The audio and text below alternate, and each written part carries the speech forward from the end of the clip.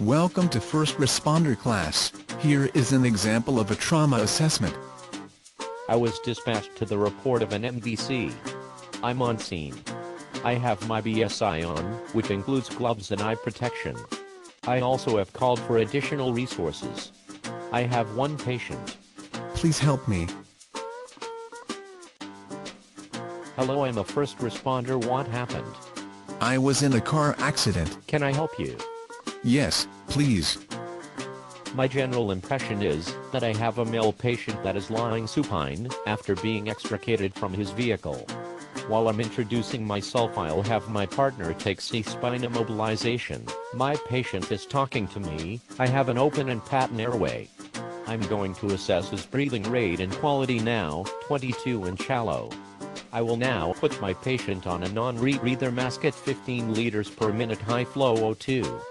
Next, I'll take his pulse. It's 115 and there is no apparent major bleeding. He is pale, cool and clammy. This is a load and go situation. Now I will conduct a rapid trauma assessment from head to toe. I will check for decap BTLS deformities, contusions, abrasions, punctures, paradoxical movement of the chest, burns, tenderness, lacerations, and swelling. I will start with the head, and then the neck, looking for JVD and trachea midline, also checking for deformity of the C-spine. Then, I will put on a C-collar. Remember, the rapid should take no more than 2 minutes.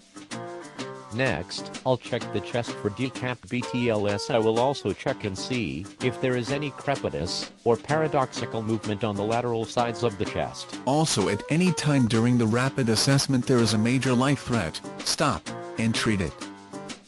Next, I'll palpate the abdomen, also checking to see if it is rigid or distended, along with decap BTLS. Next is the pelvis. I'll check the symphysis pubis and press in on each side of the hips to make sure it is stable. If the pelvis is stable, you have the option to log roll the patient. The lower extremities are next, and also check the feet for PMS, pulse, movement, and sensation. Decreased PMS could be a sign of poor perfusion or neurovascular damage to the extremity. Next to last are the arms. Also, check the hands for PMS. Now, if not contraindicated, you can log roll the patient to put him on a backboard. And remember to check the back, sweeping 3 times. Once on each lateral side, and also checking the buttocks and the backs of the legs. Then, making a finger sweep down the spine. Now that my patient is on the backboard, I will position him in line, securing him with 3 straps, from proximal to distal, and then lastly, with CIDs. Now that the patient is secure, I will move him to the cot, and into the ambulance. Now it's time for the detailed assessment. Remember, as with the rapid trauma assessment, you will also check for decap BTLS.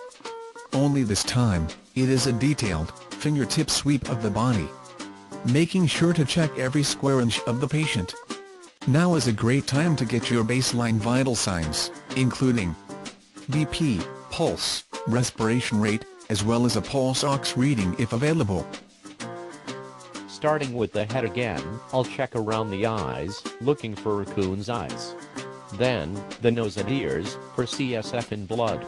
Next, check the airway for broken or missing teeth, as well as blood or other secretions. Check through the slots on the C-collar for JVD and DML. From this point, continue your assessment down the body looking for decap BTLS, and PMS in the extremities. Your instructor will give you more information about this assessment, and details not mentioned in this video. Now, I'll check vitals every 5 minutes for an unstable patient, and 15 minutes for a stable patient.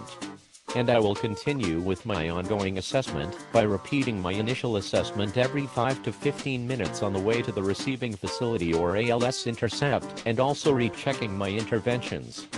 Remember, this is an example of a trauma assessment. I hope this video has been helpful. Thanks for watching.